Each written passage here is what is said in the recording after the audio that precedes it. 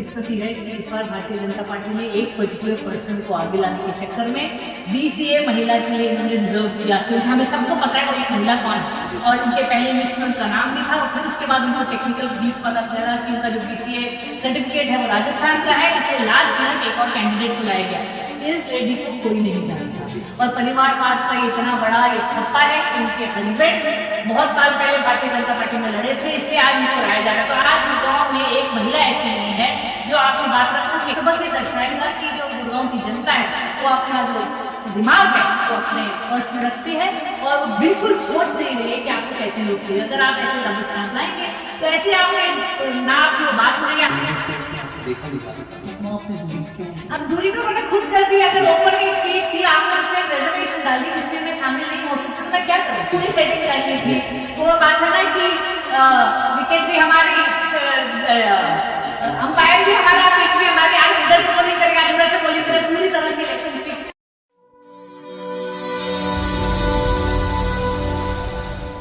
आप ये सीधी और लाइव तस्वीरें देख रहे हैं हरियाणा के गुरुग्राम में। इस समय मैं मौजूद हूँ, डॉक्टर साइका वर्मा मेरे साथ हैं और मैं आपको बता दूं पूर्व में बहुत ही अच्छा यहाँ पर समाज सेवी भी हैं और बहुत बड़े विख्यात डॉक्टर भी हैं। डॉक्टर साहब नमस्कार। नमस्कार, thank you very much for having me. जी मैडम, कल चुनाव हैं, नगर निगम के चुनाव हैं, पूरी सत्ता जोर लगा रही है। किस तरीके से देखते हैं गुरुग्राम जो नगर निगम है चुनाव में किस तरीके से रोल प्ले कर रहा है? जहां तक मेरे एक क्वेश्चन है यहाँ पर आपसे कि क्या गुरुग्राम विधान जो ये नगर निगम का चुनाव है बीजेपी वर्सेस निर्दलीय के खिलाफ हो रहा है या अपनी पार्टियों से वो लड़ रहे हैं? वहां पर क्या कहेंगे आप? वो दो क्वेश्चन है तो मैं दोनों को आंसर देती हूँ। एक तो आपको पता है कि हमारा लास्ट इलेक्शन 2017 में हुआ था, 2022 में होना था। उसके बाद भारतीय जनता पार्टी की ट्रिपल इंजन सरकार ने इसको पूरी कोशिश की पोस्टपोन करने की, 2.5 साल निकाल दिया और खूब प्रेशर के बाद अब जाके चुनाव हुआ है। जब उनको लगा कि दिल्ली में हमें कुछ फायदा मिला तो अब हम इलेक्शन कर देते हैं। पिछली बार भी जब 2017 में चुनाव रिजल्ट आए थे तो भारतीय जनता पार्टी हारी थी और जो वोट है पूरे गुड़गांव बादशाहपुर ने, गुड़गांव म्यूनसिपैलिटी ने बीजेपी के खिलाफ डाला था।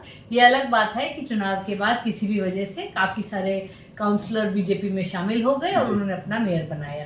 अब इन्होंने डायरेक्ट इलेक्शन कराया, मेयर का अलग और काउंसलर्स का अलग, क्योंकि उनको पता है कि शायद काउंसलर इतने नहीं बैठेंगे तो हम मेयर अलग से बना देते हैं, क्योंकि ऑब्वियसली इसमें बहुत पैसा चाहिए। लेकिन मैं गुड़गांव वासियों से ये कहना चाहती हूँ कि आपका जो गुड़गांव है, पिछले मैं यहाँ 16 साल से रह रही हूँ और गुड़गांव की हालत बद से बदतर होती गई। आज तक हमारे पास कचरा ग्राम का टैग लग गया है जो बहुत शर्मनाक है। एक तरफ हम अपने आप को मिलेनियम सिटी घोषित करने की कोशिश कर रहे हैं और दूसरी तरफ हम अपने यहाँ पे गार्बेज की सफाई तक नहीं रख पा रहे। इतना बुरा हाल हो गया है। हमारे पानी के भरने पे मीम्स बनते हैं ग्लोबली, लोग मजाक उड़ाते हैं हमारा। हमारी हवा जो है प्रदूषित है, हमारे यहाँ वेस्ट मैनेजमेंट का कोई प्रबंध नहीं है, हमारे यहाँ कोई सेक्टर में ऐसा रोड नहीं है जहाँ पे गड्ढे ना हो। यहाँ पे मार्केटों में बुरा हाल है, ओवर क्राउडिंग है, हॉकर्स हैं, कोई प्रावधान नहीं है कि वहाँ पार्किंग अच्छी हो।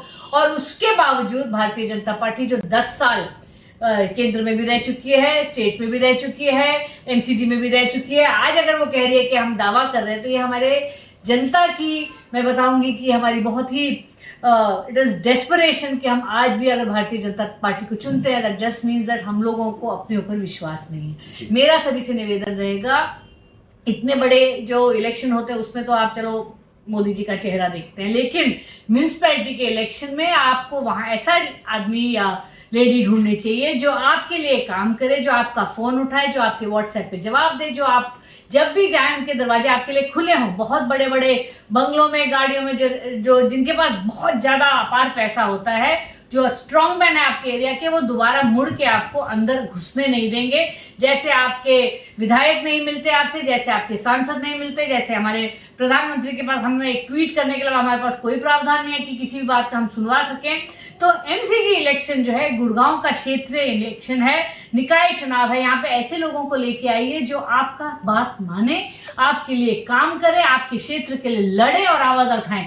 चुपचाप बैठने वालों के लिए अगर एमसीजी काउंसिल में कोई जगह नहीं होनी चाहिए। ऐसे लोगों को लेके आई जो आपको पता है कि बाद में पैसे लेके कहीं और नहीं जाएंगे। जी मैडम, एक बहुत इंपॉर्टेंट क्वेश्चन है कि जैसे जिस तरीके से बीजेपी का मेयर कैंडिडेट है उसके बारे में क्या है कि कहीं ना कहीं कंट्रोल में या वो एक डमी कैंडिडेट्स यहाँ पे किया हो, वहाँ पर किस तरीके से देखते हैं?